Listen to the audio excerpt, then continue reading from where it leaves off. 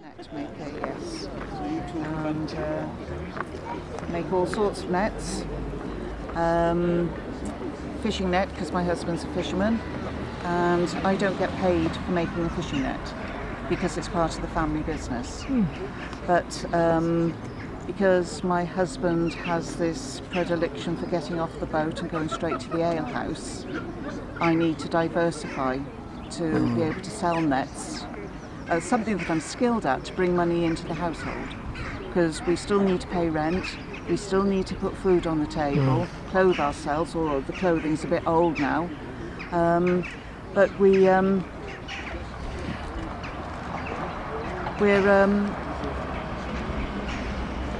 I can make rabbit nets, purse nets they're called, to make to catch the rabbits. And they're a lot smaller than these, it's a lot finer, and it's only a net about so wide. But it would have metal rings at the end, and you would stake those in, one firmly and one loosely.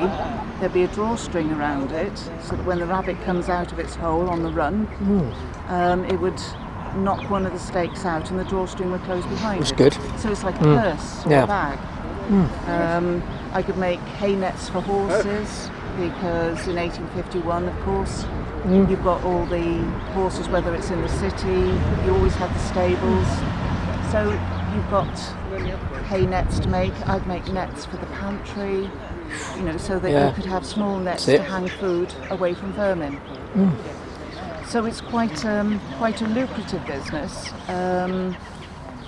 and very occasionally you might be asked to make a hammock on board ship. Wow. You know, if they didn't have the canvas or they didn't use canvas ones, you could make a hammock out of this sort of, you'd have the bedding in.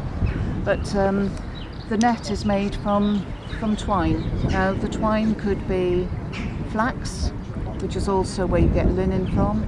It could be hemp, or it could be jute. And hemp and flax were grown throughout Europe and Britain. Jute would be brought in from India because it was an Indian product, and it used to come in as the raw material, and then it would be made into twine by the UK. That fizzled out, and they only started selling the twine generally to the UK, keeping the natural product in India. It's very straightforward, but it is time consuming because it's knot work.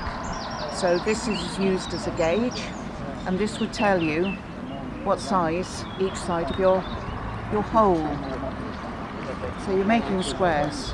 That's good. So that would be there, there, there. Starting off a new row. I don't get the money off my husband. It's good enough to pay the rent and put some food on the table.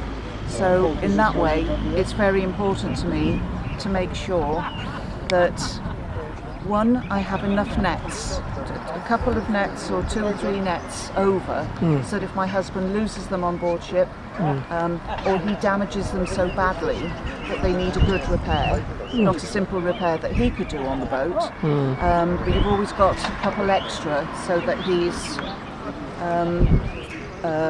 got extra nets to go back to sea with. At the other times, I would be not conscripted, I would be asked to make nets for various people as they want. If you were caught with a rabbit net with those rings on the end, you would be taken in as a poacher, because they knew exactly why you had that net. You know, you couldn't use it for any other thing. It would only be for catching rabbits. The other thing about this net, and I'll show you now, is we've got, this is the start of it. I've got it on a long string, so there are 100 stitches cast on here. And you would expand the rope so that it would stretch across. Now, not only could you use it on ship, but you could have a couple of fishing boats, small boats going up a river or an estuary, and you would just spread this out between them and then drop them and draw. It's very straightforward. It's just making sure you know exactly what you're doing. So.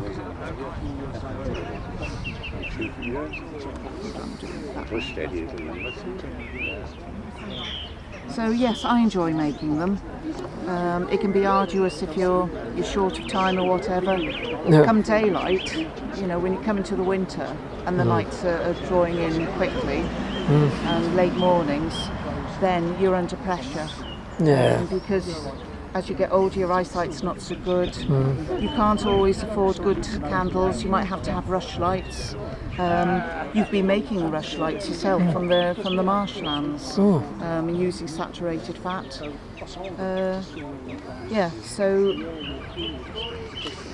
It's better in the summer. Net making basically invented itself around the same time all around the world, because people were using grasses to make nets to catch fish, and then they found that vine would work, and then they realised that you could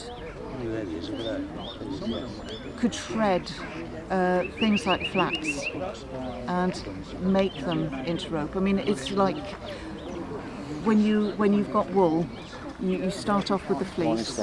Hello. And then you card it, so you've got it all that loose wool, and you've cleaned it and you've carded it, and then you draw it into very, very thin strips and you put it on a spindle, and then you're just putting it through and winding it round and round. So it's much the same principle as you would do with a plant. So this is merely a size gauge. It's not a you don't have to keep it on. You can drop the stitches off because you're not going to lose the knot. The knot I'm using is a fairly easy knot, fairly straightforward. So you'd near enough call it a slip knot, I suppose, these days. But you get the knot on and you're just running it through. And because it's a large fishing net, even if it's tugged, it'll keep its integrity. You're not going to make one hole bigger than the other, because every now and again I'll put a tight knot in, or it would be one that I'd use for a smaller net. So I'd be going round like I did before, but this time I'd put it through again. Come back here. And that would make sure my knot would stay in place and that knot's going nowhere. So that's firm, whereas that will slide, but that one's firm. So by putting one of those tight knots in, it makes sure that nothing will slip.